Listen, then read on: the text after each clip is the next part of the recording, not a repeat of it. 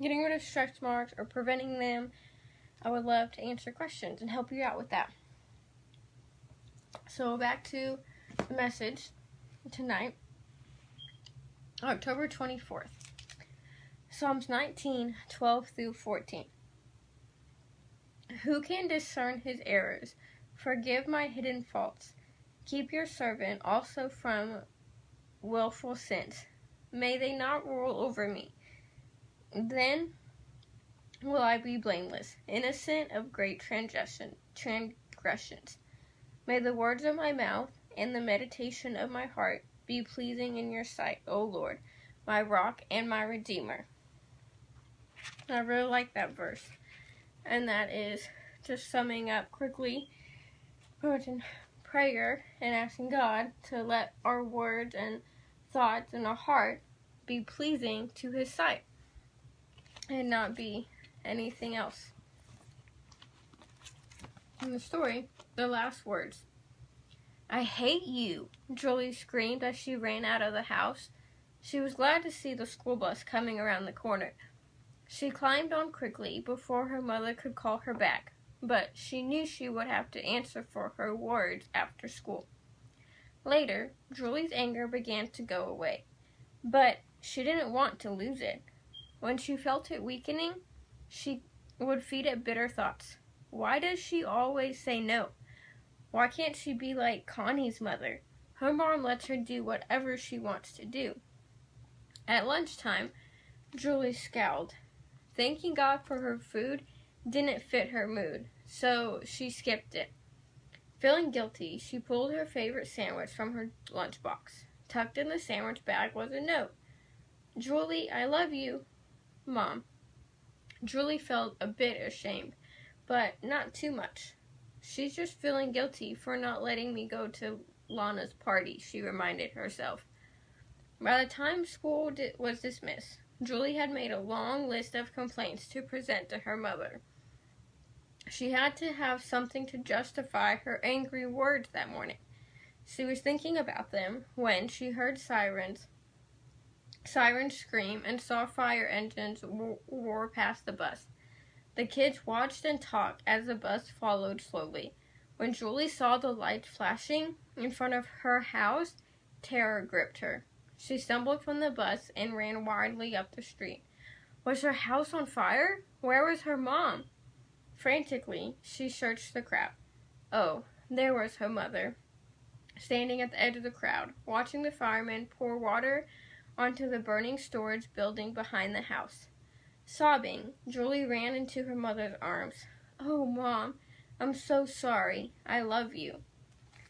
How about you? Do you ever leave the house with sharp words hanging between you and your family or friends?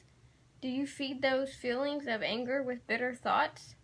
Right now, make up your mind to stop. No more bitter thoughts. Proverbs 10:19.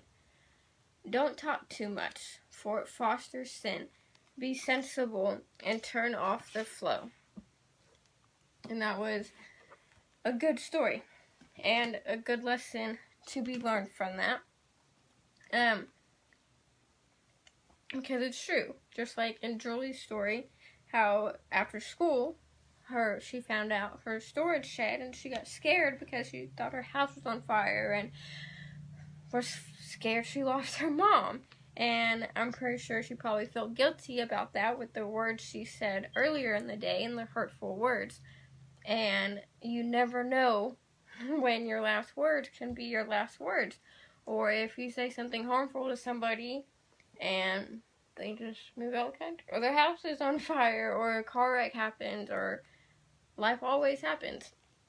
And so you don't know. So you should always try to think about your words and say your words as if they were to be your last with that person, your last on earth.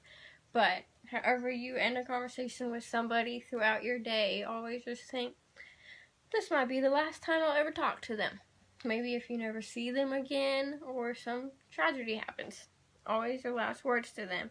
And how would you be making people feel all the time if your last words were the last words you said to them? And I wrote down some personal goals, which I don't mind sharing them, but what I got from the learning from here on out is to try and speak more in continuous love instead of negative or not positive ideas, negative thoughts. To ask forgiveness to where words were harsh.